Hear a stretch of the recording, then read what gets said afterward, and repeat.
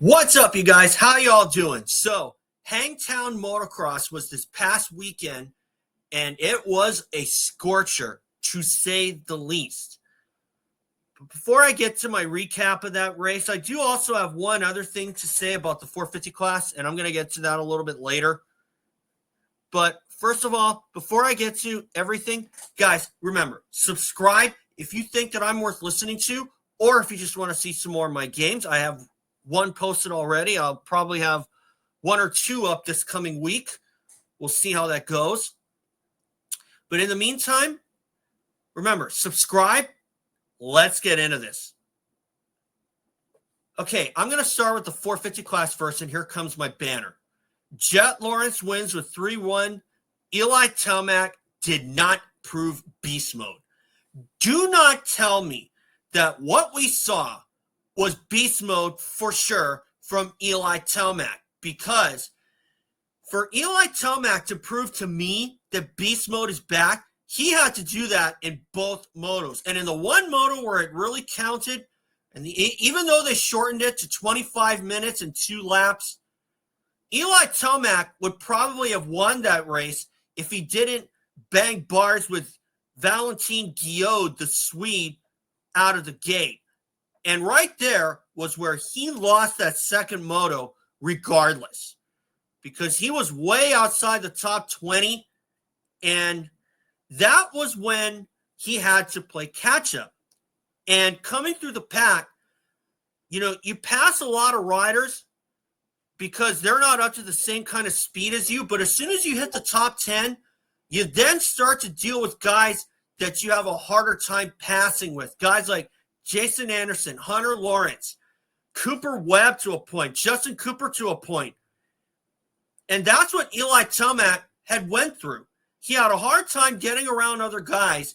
And then wouldn't you know it, he goes down just when he worked his way up to just shortly outside of the top 5, because had Tomac not gone down, he would have saved the overall. But he was moving up at a fast pace. But for Jett Lawrence, I don't know if there's a chink in this guy's armor, because he's only lost one time on the 450. And it was at this race last year where Sexton had that incredible come from behind ride from last to first. And unfortunately, Chase Sexton is out because he chose to take his chances and ride without goggles after dishing him before the end of the first lap at Pala. And like I said before in my Pala recap, that was like driving a car in the pouring down rain and you choose not to use your windshield wipers. It's one thing if your wipers don't work, but it's another thing if they do work and you choose not to use them and think you're going to be just fine. Well, I got news for you. Good luck trying. You're not going to be the one who's going to be the victim of a fender bender. You're going to be the one who causes it. Back to this race. Jett Lawrence not going after the first moto win was pretty savvy of him, because he did decide to save his energy. And for him to do that is proof that he's got a racing mind as sharp as a steel trap, for sure. Would I have poured it all on the line and gone for the 1-1 sweep? I don't know. Probably. But then again, I would want to get at least up to second, give myself a better chance at the overall. And that's what Jett Lawrence did. He did exactly what I would have done. And did you see how much he had caught up to Aaron Plessinger towards the end of the first moto?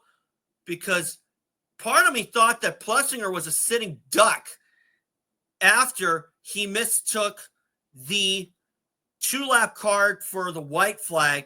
And that was a human error. And am I going to call out Plessinger on that? No, because it was a hot day. And part of me doesn't blame it. I mean, it's like going through the desert and the heat can play real bad tricks on you, like seeing a mirage in the desert.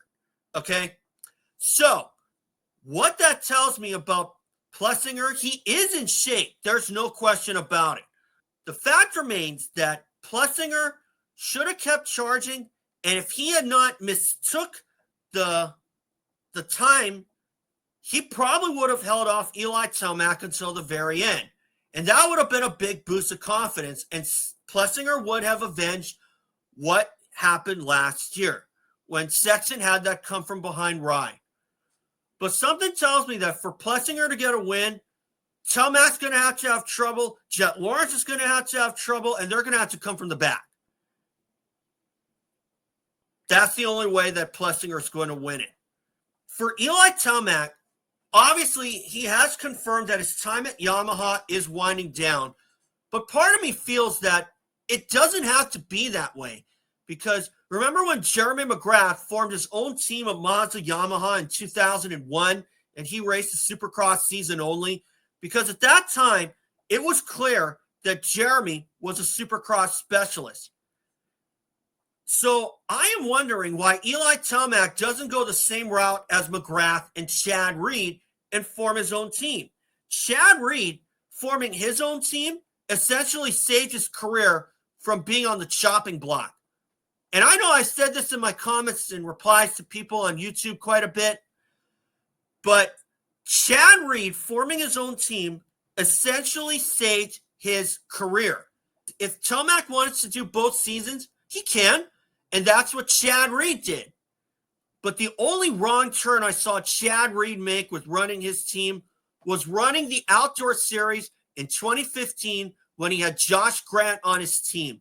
Because theoretically, it was his own team. Chad Reed I'm talking about. The 2-2 Motorsports team, that was Chad Reed's own team. Theoretically, it was his call, and he could easily have raced the Supercross season only and let Josh Grant do both series. Now, I'm not sure if that's what Chad Reed's plan was, but if that was his plan, then Mazel Tov. You know, at least he was on the same thinking line as me. What Eli Tomac could do is maybe stay with Yamaha and form his own team, and if he wants to do one series or both, he can. And Yamaha, all they did for McGrath was supply the bikes. For Eli Tomac, he's a big name in the industry, and he could very well have Yamaha supply the machinery for him if he starts his own team. If he goes to KTM, he can do the same thing. But right now, that's the word, because KTM is supposedly going after Eli Tomac. I'm not sure if they're going to allow him to make his own team. They probably will, and they could supply the machinery for Tomac, and just like how Yamaha did with Jeremy McGrath, and also what Honda did for Chad Reed. And then, unfortunately, Chad Reed would leave Honda for Kawasaki, which he would later say was his biggest regret. And quite frankly, I'm a little bit mixed on that, to be honest. So that's something that Eli Tomac could do, but if his time at Yamaha is coming to an end, if he wants to do the same thing for KTM, like what I was just talking about, he could very well do that. Now, before I get to the 250s, there is one other guy I want to give a shout out to, and that's local boy Grant Harlan. And I say local boy because, as everybody knows, I'm from Hawaii, and Grant Harlan has ties to Hawaii. He was born in Hawaii before moving to Texas in 2010. And if you haven't seen my interview with Grant Harlan about his ties to Hawaii, go check it out. I urge you, because I had a really good talk with him, a near 40-minute talk. And if you like that interview, great. So that's all I got to say about the 450 class. So Eli Tomac did improve beast mode. Jett Lawrence is pretty savvy. And, of course, Grant Harlan out with a crash off camera. Nobody caught it. But it looks like Grant Harlan is out for at least a couple weeks, which is unfortunate. I'm always pulling for Grant Harlan to make the main events at least until he gets on a factory team. And I believe he's earned a shot for sure. So we'll see how it goes. Now to the two. This is going to be a bit of a quick one. Haiden Deegan sweeps again. Perfect season, maybe. I say perfect season because the way that Haiden Deegan rides, he's consistently one of the fastest guys, almost like Jeremy McGrath when he took the sport to a whole new level. He was consistently the fastest guy, and Haiden Deegan has been the fastest guy when it counts. Specifically when the first moto begins, and also the second moto. But how about Lance Kobush getting the good start and even giving some hand gestures to Haiden Deegan? I'm not sure if they were kind of butting heads or whatnot, but shout out to Kobush, and I hope that a factory team or a satellite team looks at him, because that kid can do wonders. Just like with Grant Harlan. If a factory team looks at Grant Harlan, and just like how they could look at Lance Kobush, Kobush can do great things, just like Grant Harlan, if he were given a shot on a factory team. I don't care if it's 250 or 450. He deserves a shot. Kobush deserves a shot, and so does Grant Harlan. So just a little shout out there, and I hope that a team looks at either one of those guys. But for Haiden Deegan to sweep again is proof that there aren't many chinks in his armor, just like with Jett Lawrence, because the kid's fast. And one thing's for sure, if he can stay out of trouble, unlike Jason Lawrence, Haiden Deegan is going to go on to a much more fruitful career in racing than Brian Deegan did, despite the fact that back then Deegan was a bit of a rebel in a way, especially with finding the metal militia, and he made a lot of money off of that. And kudos to him. I mean, Haiden Deegan is definitely realizing his full potential as a racer. And Brian Deegan found more fun in freestyle motocross, just like with Travis Pastrana. And part of me doesn't find them at fault, but at the same time, as a racer, it kind of goes to show you that in terms of doing much, they didn't really do a lot. But as far as Metal Militia goes, at least with Brian Deegan, he did a bunch. I'll give him kudos there. So now we head to Thunder Valley, and one guy who's not going to be there, unfortunately, is Seth Hammaker. And this time, I don't think that it's Supercross hangover because of what happened from RJ Hampshire in the final round of Salt Lake City, where he ended up taking out Hammaker, and Vial went on to the championship. As far as Seth Hammaker goes, it is an unknown injury. Of course, the team is being kind of tight-lipped about it, and can't say I blame them, especially after how Supercross went for them. But make no mistake, guys, Seth Hammaker is coming into his own. And if this year was any indication, like I said before, I am picking him as the champ in one of the divisions in 2026. Don't doubt this, folks. This guy's going to come into his own even more in 2026. For Haiden Deegan, back to him anyway, for him to sweep the whole season, it has never been done. I mean, yeah, Ricky Carmichael and James Stewart and Jett Lawrence are the only three to have perfect seasons in the premier class. That was all in the premier class, by the way. But no one has done it in the small bores. The closest guy to do it, James Stewart in 2004, because he lost only one moto that year. And in 2002, he lost 2 overalls. And he was 10 out of 12 as a rookie en route to that championship. And in 2004, like I said, James Stewart went 11 for 12 in overalls and 23 of 24 in terms of motos.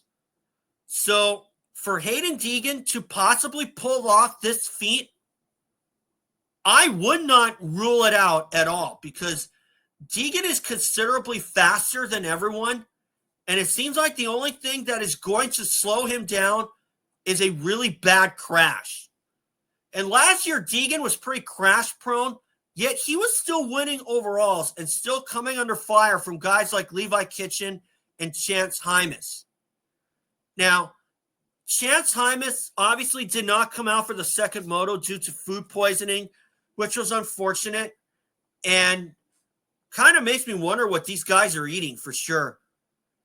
Because you don't often hear about food poisoning. You might often hear about other little bumps and bruises that might prevent them from running up front and realizing their full potential. But food poisoning, not all that much. Am I calling out Chance Hymas at all? No, but I'm just saying that food poisoning is not really heard very often. I mean, even back when I was still following the sport early, you didn't really hear all that. You didn't really hear that very often. So hopefully Chance will get that stomach bug figured out. I'm not going to doubt that he's going to win any races, but he definitely has to get things going if Honda wants to keep him. Now, I understand that Chance could still be learning the ropes because he is still kind of new, but to see Joe Shimoda on the chopping block, supposedly, is kind of a bit of an injustice because I see that as like Max Vohland last year, because when Max Vohland had that dislocated hip early in Supercross, we never saw him again last year because he developed sciatic nerve problems following his surgery. And I do think that Pro Circuit just kind of didn't give him a second chance, which is very unfortunate. While I'm a firm believer in second chances, Chance Hymas deserves one, and Max Vohland deserved one at Pro Circuit. So anyway, that's where I'll leave it. So anyway, guys, thanks for watching. And remember, subscribe, and I'll see you all for Thunder Valley.